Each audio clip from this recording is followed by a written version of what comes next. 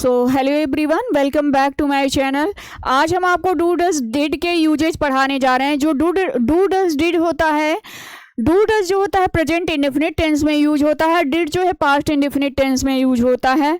Do does की बात करें तो he she it singular number के साथ आप क्या यूज करेंगे? He she it singular number के साथ डज यूज करेंगे, और we you they plural number के साथ डू यूज करेंगे, और वर्ब के बेस फॉर्म का यूज होगा। अगर डिड की बात करें तो डिड के साथ ही सी इट सिंगुलर नंबर हो या I we you they plural number हो, दोनों के साथ ही डिड का यूज करेंगे और वर्ब के बेस फॉर्म का यूज करेंगे। लेकिन एक चीज याद रखने वाली बात है कि ये जो है दोनों मेन वर्ब के रूप में भी काम करते हैं, हेल्पिंग वर्ब के भी रूप में काम करते हैं।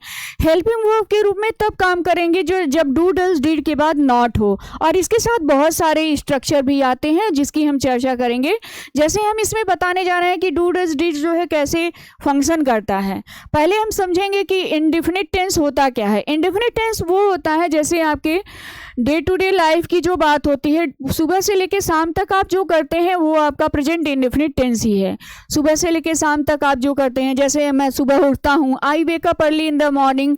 जैसे I get up 6 every day means प्रत्येक दिन। मैं प्रत्येक दिन सुबह 6 बजे उठता हूँ, तो ये आपकी डेली रूटीन है। She goes for walk in the morning में फॉर वॉक मीन्स टहलने के लिए, वह टहलने के लिए जाती है।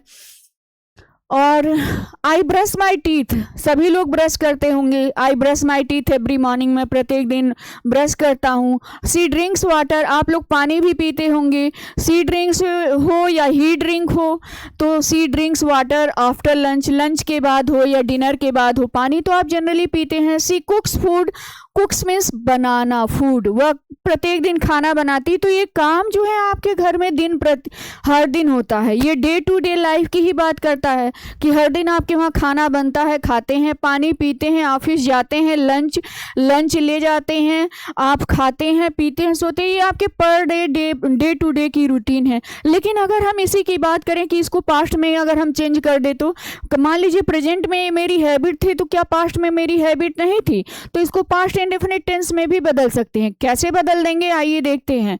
जैसे गेट अप दिया है ना, तो वर्ब के हर जगह सेकेंड फॉर्म का यूज कर दीजिए। वर्ब के सेकेंड फॉर्म का, जैसे गेट अप का है तो गॉट अप लिख दीजिए, वर्ब का सेकेंड फॉर्म हो गया, ये पास्ट इंडेफिनिट में बदल गया। गोज का क्या कर देंगे? वेंट कर देंगे। और ब्रश का क्या कर देंगे? ब्रश्ड कर देंगे। क्या कर देंगे? ब्रश्ड कर देंगे, वर्ब के सेकेंड फॉर्म का यूज कर देंगे। ड्रिंक को क्या कर देंगे? ड्रैंक कर देंगे, ड्रैंक कर देंगे। कुक को क्या कर देंगे? कुकड कर देंगे। एक तरह से आप कह सकते हैं कि अगर वर्ब के सेकेंड फॉर्म का यूज कर दिया तो यही सिंपल प्रेजेंट टेंस जो है, प्रेजेंट इंडेफिनिट टेंस जो है, पास्ट इंडेफिनिट टेंस में बदल जाएगा। ये आपका पास्ट इंडेफिनिट टेंस में। और ये जरूरी नहीं है कि पास्ट के ही एडवर्ब दिए रहें। ये जो है प्रेजेंट के एडवर्ब और पास्ट के एडवर्ब अलग होते हैं, लेकिन इसको हम पास्ट में भी बदल सकते हैं। इस टेंस को, प्रेजेंट की हैबिट को पास्ट की हैबिट में बदल देंगे, और प्रेजेंट टेंस आपका पास्ट टेंस में बदल जाएगा। इसको हम इसलिए बता रहे हैं कि डू डज डिड का यूज हम कैसे करेंगे, उसका मेनली हम इसलिए बता रहे हैं। अब हम बात कर रहे हैं कि डू डज डिड की। देखिए डू डज डिड यहाँ दिया है, तो क्या इससे कंफ्यूजन हो रहा है कि डू डज डिड यहाँ पे हेल्पिंग वर्ब है? नहीं। जब भी नॉट दिया रहेगा तो ये समझिएगा कि वो निगेटिव सेंटेंस में आ गया, तो डू डज डिड जो है आपका हेल्पिंग वर्ब के रूप में हो गया। लेकिन यहाँ पे नाउन दे दिया है, नाउन दे दिया है, तो ये डू डज डिड किस में रूप में आ गया? मेन वर्ब के। जैसे आई डू दिस वर्क, मैं यह काम करता हूँ, और मैंने इसे पास्ट में बना दिया, आई डिड दिस वर्क, मैं यह काम करता था। वी डू द कुकिंग, हम कुकिंग करते हैं, डू द कुकिंग। और वी डिड द कुकिंग, हम कुकिंग करते थे। I do yoga every day, मैं पर डे योगा करता हूँ। यह I did yoga every day, मैं योगा किया करता था, मतलब करता था। सी डज हर वर्क, वह अपना काम करती है। सी डिड हर वर्क, उसने अपना काम किया। वह करती थी, वह किया। वह करता है, वह किया। तो ता है, ती है, ते है पे तो जाएंगे तो ऐसे तो आप फंस जाएंगे, लेकिन मैंने आपकी सुविधा के लिए यहाँ पे ट्रांसलेशन दे दिया है। लेकिन ये आपका जो है एक चीज़ याद रखने वाली बात है कि ये जो डू डज डिड जो है यहाँ पे आप इससे कंफ्यूज नहीं होंगे, ये मेन वर्ब के रूप में है, मेन वर्ब है ये, और इसके बाद ये नाउन दिया है। जैसे मैं काम करता हूँ, मैं योगा करता हूँ, तो I do yoga, I sleep, तो मतलब ये जो है डू डज डिड जो है आपका मेन वर्ब के रूप में आ गया। लेकिन यहीं पे बात करें कि do does did main verb के रूप में भी मैंने दिखाया है। कैसे आप समझेंगे कि ये मेन वर्ब है? देखिए, I did the best in exam, मैंने एग्जाम में बेस्ट किया। सी डज हर ड्यूटी, वो अपनी ड्यूटी अच्छे से की। She does her duty sincerely, उसने सिंसियरली किया। लेकिन अगर देखिए यही निगेटिव, जैसे we do not do best in the exam, we do not do, अब क्या हो गया? निगेटिव में हो गया। सी डज नॉट डू, यहाँ पे डू भी आया, यहाँ भी डू आया, लेकिन ये जो है आपका हेल्पिंग वर्ब है। जैसे she does not do her duty well, वो अपना ड्यूटी नहीं अच्छे से करती है। She does not do her duty well, वो अपनी ड्यूटी अच्छे से नहीं करती है। सिंपल ऑल इन ऑल आप कहें कि अगर आप इसे ऐसे कर दिए, ही डिड नॉट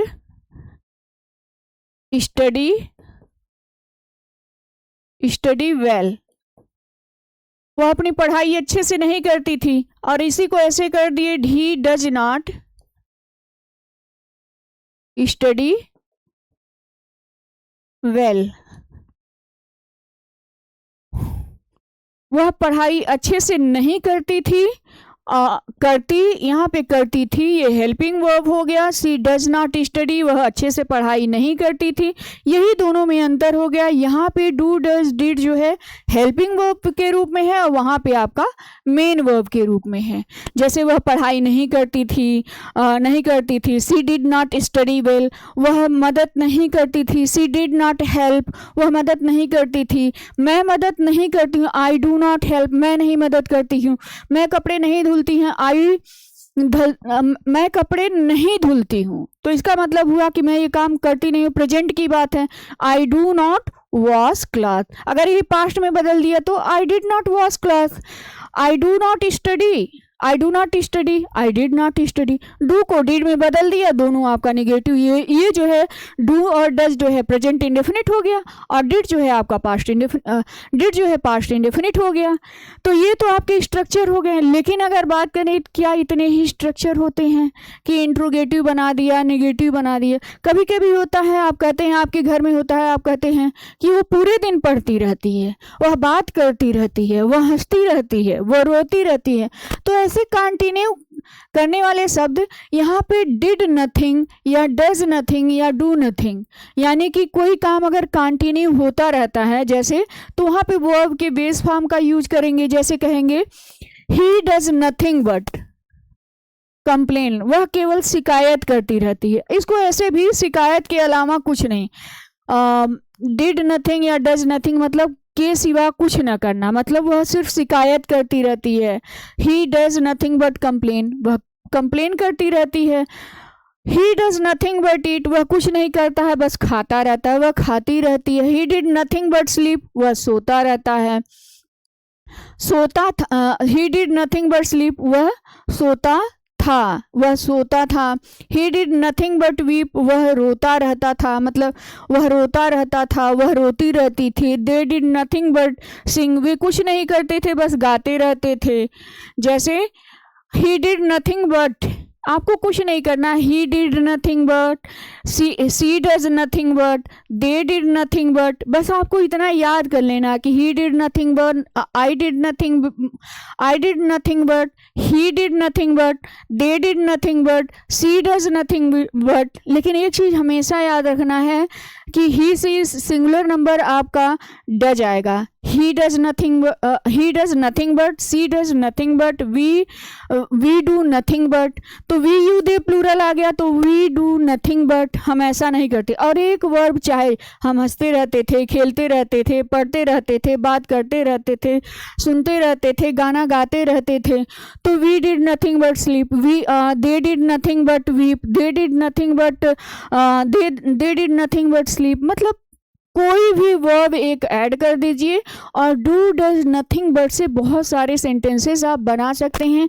बस आपके पास वर्ब का कलेक्शन होना चाहिए। अगर वर्ब का कलेक्शन रहा, जैसे ही डिड नथिंग बट, ये आप में से बहुत सारे लोग करते होंगे कि वह कुछ नहीं करती थी, टीवी देखती रहती थी, यानी कि टीवी के अलावा, टीवी देखने के अलावा वो कुछ नहीं करती थी, यानी कि कुछ नहीं करती थी मतलब एक ही काम करती थी। तो he did nothing but watch TV, वह केवल टीवी देखती रहती थी। He did nothing but talk, वह कुछ नहीं बस, ही डिड नथिंग बट टॉक, मतलब वह कुछ नहीं करती थी, बस पढ़ती रहती थी।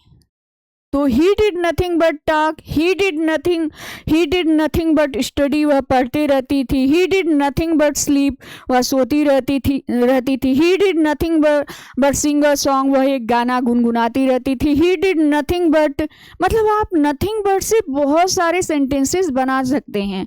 वहीं अगर बात करें कि अगर इसी टेंस में कीप जो है, कीप एक ऐसा वर्ब है, कीप, देखिए जब दो वर्ब एक साथ आ जाते हैं तो उसके बाद एक जो वर्ब है आपका, अगर प्रेजेंट इंडेफिनिट, जैसे मैं सीखता रहता हूँ, वे मुस्कुराते रहते हैं, वह पूछती रहती है, वह बारिश होती रहती है, तो कोई काम अगर होता रहता है तो कीप जो है कंटिन्यूटी का सेंस देता है। तो he she it singular number के साथ ही ऐसे आई एस लगाएंगे, बाकी I we you they plural number के साथ वर्ब के बेस फॉर्म का यूज कर देंगे।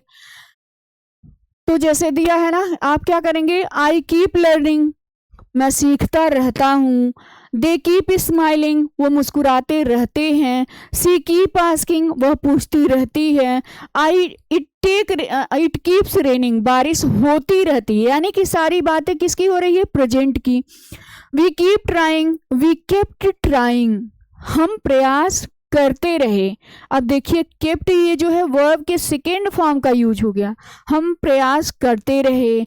सी केप्ट स्माइलिंग, वह मुस्कुराती रही। सी केप्ट राइटिंग अ लेटर, वह एक लेटर लिखती रही। सी केप्ट ट्राइंग, वह कोशिश करती रही। सी केप्ट राइटिंग 1 और 10 पेज एवरी डे, वह 1 या 10 पेज पर डे लिखती रही, यानी कि वह कुछ ना कुछ करती रही। लेकिन जब पास्ट इंडेफिनिट टेंस है ना, तो एक चीज याद रखिएगा कि वर्ब के सेकेंड फॉर्म का यूज कर दिए। We kept trying every day, she kept smiling every day, वह हर दिन मुस्कुराती रहती थी। She kept listening something every day, वह कुछ ना कुछ सुनती रहती थी। She kept trying every day, वह कुछ न कुछ प्रयास करती रहती थी। तो इस तरह से कह सकते हैं कि जब वर्ब के सेकेंड फॉर्म का यूज कर देंगे तो आपका पास्ट इंडेफिनिट टेंस बन गया, और अगर वहीं पे यस या ईएस जोड़ दिए तो आपका प्रेजेंट इंडेफिनिट हो गया। इस तरह से आप कह सकते हैं कि इसके बहुत सारे स्ट्रक्चर हैं। मैंने इसमें बता दिया कैसे मेन वर्ब के रूप में काम करता है, कैसे हेल्पिंग वर्ब के रूप में तभी काम करेगा जब वो निगेटिव सेंटेंस में रहेगा, या तो इंटरोगेटिव में रहेगा, या तो क्वेश्चन वर्ड इंट्रोगेटिव में रहेगा।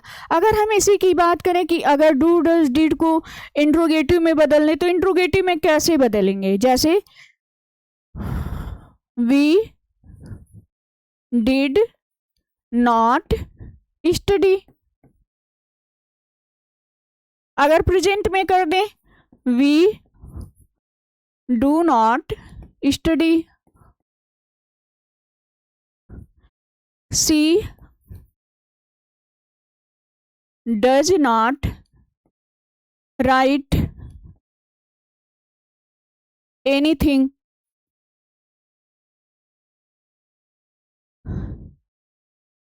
दे डू नॉट स्पीक एनीथिंग।